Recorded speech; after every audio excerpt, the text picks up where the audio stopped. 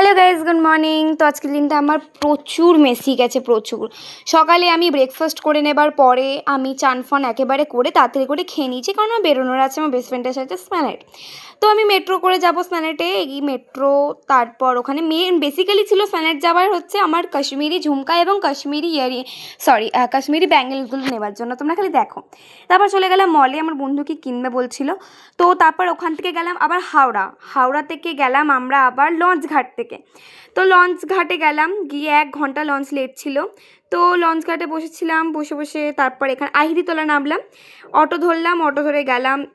দেন হঠাৎ মারাত্মক জোরে বৃষ্টি, এত জোরে বৃষ্টি, সিরিয়াসলি আমি উড়ে যাচ্ছি। তুমি এখানে এটা দেখলে বুঝতে পারবে, বন্ধুর চুলটা দেখলে বুঝতে পারবে যে এত জোরে বৃষ্টি। আর দেন বৃষ্টিতে ভিজতে ভিজতেও আমাকে অনেক কিছু কথা শোনাচ্ছিল। তো ট্রেন ফাঁকা পুরো, আমরা এই বাড়ি এসেছি। বাড়ি আসার সাথে সাথে আমি একটুকুনি রাস্তায় ঘুগনি খেতে খেতে আমি বাড়ি চলে গেলাম, ফ্রেশ হলাম, দেন ডিনার করলাম। ডিনার করে নেওয়ার পর শুয়ে পড়লাম, বেশ, গুড নাইট।